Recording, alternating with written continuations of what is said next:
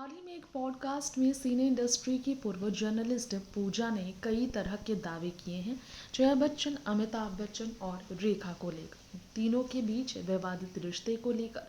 ये तीनों जो कभी एक साथ नजर आते थे, आखिरी बार फिल्म सिलसिला में इन्हें साथ स्क्रीन पर लोगों ने देखा। इसके बाद मौका कभी नहीं हुआ जब तीनों एक साथ कभी भी मीडिया के सामने सार्वजनिक किसी मंच पर हो या फिर निजी किसी भी कार्यक्रम में ये तीनों साथ हो, क्योंकि इनके बीच वाकई में दूरियां जो आई, रेखा का अमिताभ के लिए खुलेआम प्यार का इजहार करना ही इसके पीछे कारण बना।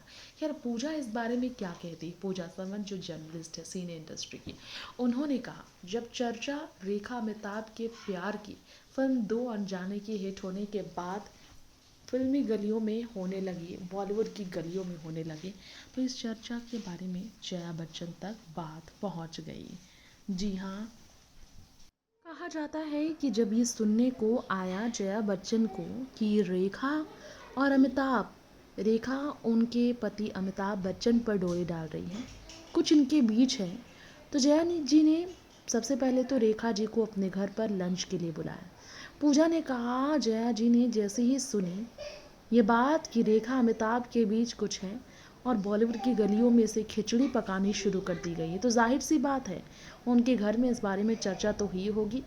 सुनने में यही आता है, पूजा ने कहा, जर्नलिस्ट ने कहा कि सुनने में यही आता है कि जया जी ने रेखा को अपने घर पर लंच के लिए बुलाया था किसी मकसद के साथ। अमित जी उस वक्त घर पर मौजूद नहीं थे, शूटिंग पर चले गए थे। उनकी कोई फिल्म थी जिसका पेंडिंग था वर्क। तभी रेखा जी को शायद कहीं ना कहीं खुशी महसूस हुई होगी कि जया जी ने बुलाया है, आखिर बात किया है। रेखा चली गई फौरन बुलाने पर, और उनके घर में पुराने बंगले प्रतीक्षा में खाना वाना खाने का इंतज़ाम था।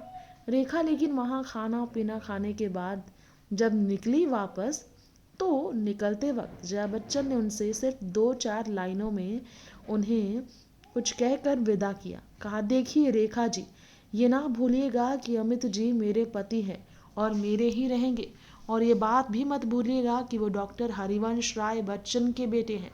हमारी एक पारिवारिक पृष्ठभूमि है और हम ऐसे परिवार से हैं जहाँ फैमिली वैल्यू हमारे लिए बहुत ज़रूरी है। तो उन्होंने बहुत कुछ ना कहते हुए भी बहुत कुछ कह दिया था, ऐसा तो कह सकते हैं आप। जाहिर सी बात है रेखा समझ गई होंगी। उस दिन से रेखा धीरे धीरे अमित जी से दूर होने लगी। प्यार करना, प्यार पर काबू पाना तो उनके बस का नहीं था। दिल पर कहाँ काबू हो सकता है किसी का, लेकिन अपने आप पर उन्होंने कंट्रोल किया और वो फिजिकली अमिताभ बच्चन से दूर होने लगी। नेक्स्ट 9 न्यूज़ की रिपोर्ट।